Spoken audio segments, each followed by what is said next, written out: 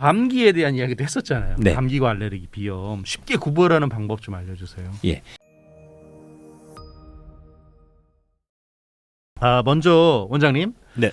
0993번님께서 문자 주셨는데요. 잠잘 때는 재채기가 조금 나온다고 하시고 아침에는 콧물이 좀 심하시대요. 근데 오전에는 또 괜찮으시대요. 약을 드시긴 하는데 별 효과가 없다고 하시는데 이분도 좀 만성이라고 봐야 되나요? 콧물 나오시는 시기가 아침에 기상시라는 예, 말씀이시죠? 그렇죠. 아침에. 네. 보통 아침에 콧물이 이제 맑은 코냐 된 코냐에 따라서도 좀 다릅니다만은 보통 그렇게 오래되신 분들은 대부분 맑은 코인 경우가 많고요. 예. 맑은 코가 나오는 경우가 뭐냐면 예. 수면 상태에서 새벽 3, 4시, 5시를 거치게 되면 체온이 뚝 떨어져 있게 되거든요.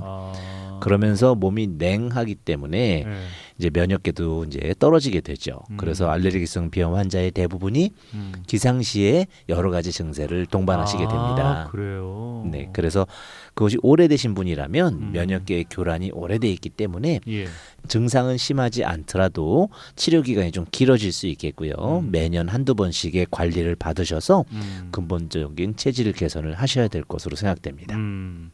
역시 같은 내용이신 것 같은데 1972번님께서도 문자 주셨습니다. 아침이면 재채기를 꼭 합니다. 네. 수십 년을 하거든요. 그래도 되는 건가요? 하셨습니다. 이분이 더 면역적인 문제가 크시네요. 그런 것 같아요. 수십 년을 하셨으면 굉장히 힘드셨을 텐데요. 네. 맑은 콧물을 흘리시는 경우는 냉성으로 나타날 확률이 높습니다만 예.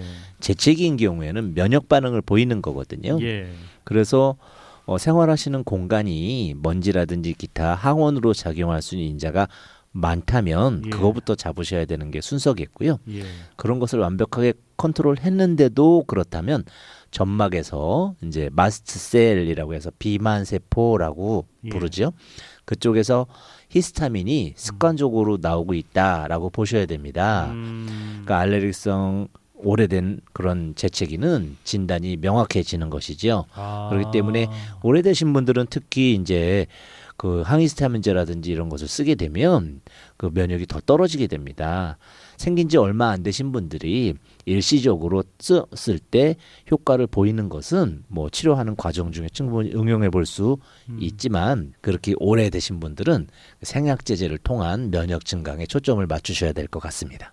알겠습니다. 앞서서 우리 그 댕댕이하고 집사 얘기한 적이 네. 있는데 오래 키우신 분들도 조금 고생하시는 분들도 있고요. 어찌됐건 털날림 때문인데 고양이나 어떻게 강아지 키우면서 알레르기 비염 호소하시는 분들 적지 않거든요. 그렇죠. 예, 이런 분들은 어떻게 하면 좋습니까? 일단은 이제 의사들은 1순위로 키우지 말라고 합니다. 그 댕댕이와 고양이에 대한 개념으로 보지 않고 예. 항원으로 보게 되면 항원을 없애는 것이 순서이어서 그 키우시면 안 되는 분인데 불구하고 키우신 거죠. 본인의 신체적인 여건을 고려하면 키우면 안 된다는 거죠. 그렇죠. 그런데 이제 그 뭐 털을 어떻게 잘 관리하고 잘 치우고 한다고 되지 않습니다.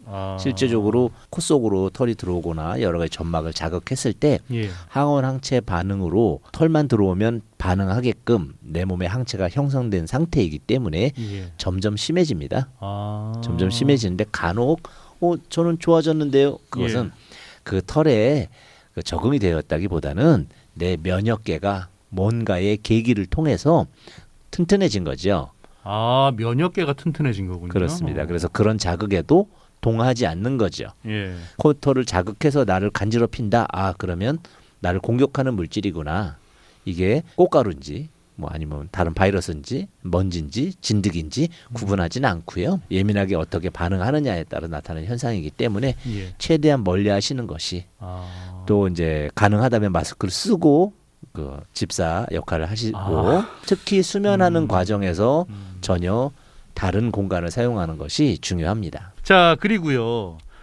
이게 저도 가끔 경험하는 건데 코가 막히면 정말 답답하잖아요. 그렇죠. 비염 스프레이라고 있나 봐요. 저는 있습니다. 못 들어봤는데 네. 이거를 뿌리면 효과가 있냐고 물어보시는 분들이 계세요. 2부에서 말씀드린 하비갑계가 부어오르는 것이 예. 비후성 비염이다. 그래서 알레르기성 비염의 한 증상으로 이제 분류되기도 하는데 예. 점막이 부어 있잖아요. 예. 부어 있는 이유는 그 안에는 혈관이 팽창한 것입니다. 면역 물질과 혈액을 불러들이기 위해서 나타나는 히스타민의 반응이죠. 예. 그랬을 때 그걸 억지로 혈관을 수축시켜야 되거든요. 예. 그래서 혈관 수축제라는 이제 분무기를 사용을 하게 됩니다. 근데 여기서 가장 맹점이 뭐냐? 억지로 수축을 시켰잖아요. 그렇게 되면 문제는 약물을 사용하지 않으면 늘어나서 수축이 이제 안 되기 시작합니다. 아. 그래서 약물성 비염을 유발할 수 있다라는 경고 문구가 들어가 있습니다. 아. 그래서 1, 2주 이상 사용하지 못하게끔 되어 있는데 예. 뿌리면 뻥 뚫리니까 아, 그렇죠. 습관적으로 사용을 하시게 되고 어. 나중에 알레르기 상태를 벗어났는데도 불구하고 예. 그 약물을 뿌리지 않으면 안 되는 상황으로 갈 수도 있고요. 아. 그래서 약물은 최대한 피해 주셔야 합니다. 알레르기성 비염 때문에 목구멍이 되게 가려운 느낌이 난다는 분들도 적지 그렇죠. 않더라고요. 네. 예. 요런 경우는 그래서 심한 경우는 숨쉬기도 좀 어렵다. 그렇죠. 요러면 어떻게 해야 됩니까?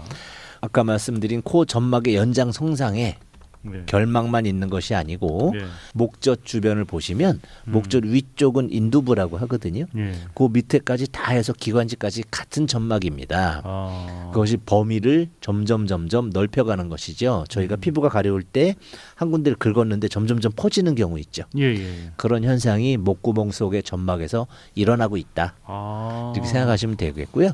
그 심해지는 것이니까 증상이 이제 치료를 바로 받으시는 것이 좋습니다. 아, 이런 경우는 정말 바로 치료를 받아야겠어요. 숨쉬기도 힘들 정도면. 그렇습니다. 호흡 장애를 유발하는 경우도 많이 있죠. 자, 앞서서도 참 우리가 감기에 대한 이야기도 했었잖아요. 네. 감기와 알레르기, 비염 쉽게 구별하는 방법 좀 알려주세요. 예, 3대 증상 말씀드렸잖아요. 예. 콧물, 코막힘, 재채기. 예. 그 다음에 이제 상기도 감염류 중에 예, 오한 발열 같은 예, 면역 반응을 동반한다면 예. 면역 반응은 백혈구가 외부에서 들어오는 바이러스와 싸우는 과정 중에 예. 홍종열통을 유발하거든요. 예. 그래서 빨갛게 붓고 또 뭐 아프고 또 이제 뭐 열이 나고 하는 부분들이 붓고 하게 되잖아요. 예. 이런 부분들이 바이러스가 들어오면 요번에 코로나 때도 많이 겪어보셨겠지만 처음에 14일 말 했잖아요. 예. 바이러스가 보통 몸 안에 들어오면 14일이면 다 소멸됩니다. 증상은. 그래요? 네. 그리고 이제 짧은 것, 경미한 바이러스들은 뭐 3일, 5일, 일주일 가거든요. 그러니까 크게 얘기해서 1, 2주만 지나면 증세가 가라앉죠. 아. 그러나 알레르기는 안 가라앉습니다. 아. 그것이 가장 큰 차이이겠죠. 첫 번째는. 두 번째가 오한 발열 신체통 같은 그런 열성 반응, 염증성 반응이 이제 감기에 많겠죠. 그러나 알레르기성 비염은 오한, 으실으실하다든지 열, 37.5도 이상 열이 난다든지 뭐 아니면 신체가 쑤시고 아프다든지 이런 증상은 동반하지 않습니다. 이것도 좀 궁금해하신 분이 비염이 유전도 되나요? 우리가 혈우병이라든지 예. 그 DNA에 기록이 돼서 우리가 벗어날 수 없는 것들이 사실은 유전인데 예. 우리가 일상생활에서 사용할 때는 유전이란 말을 혼용하죠. 아, 그렇죠. 뭐랑 맞아요. 혼용하느냐? 예. 닮는다는 것입니다. 닮는 것 중엔 보면 내가 조심하면 안 닮을 수도 있는 것이 있습니다. 아. 네, 제가 어려서부터 음식 관리를 하고 식생활 조절을 하고 운동을 네. 하고 하면 안 생길 수도 있는 것이 예. 있겠죠. 아. 또 세 번째는 뭐냐면 가정 환경에서 먹는 음식과 주거의 어떤 공통점 때문에 생기는 병들. 예. 한경병이죠. 한경병은 내가 엄마 아빠를 닮았나라고 판단하지만 사실은 엄마 아빠와 잘못된 나쁜 환경을 공유하기 때문에 생기는 것들. 아. 예, 요렇게 그저 유전적으로만 생각을 했는데 그게 아니군요. 단순히. 그렇죠. 이렇게 세 가지로 구분해 보신다면 환경만 바꾸면 사라질 수도 있거나 아니면 이제 아버지의 체격이 크고 어머니 체격이 커서 내가 비만이야. 이런 경우는 이제 환경이 바뀐다고 되진 않지만 어려서부터 운동이라든지 여러 가지 음식 관리를 통해서 전혀 다른 체격 조건을 만들 수도 있는데 이런 것은 유전까지는 아니겠죠. 닮는다 정도로 판단하시고 유전으로 절대로 안 되는 그런 영역이 존재하는데 알레르기성 비염은 유전까지는 아니지만 닮거나 또는 주변 환경적인 요소의 공통점 때문에 가족력을 보이는 경우가 왕왕 있습니다. 수술은 어떨 때 하는가요? 이것도 물어보시는데. 네, 여러 가지 수술이 있습니다만 예.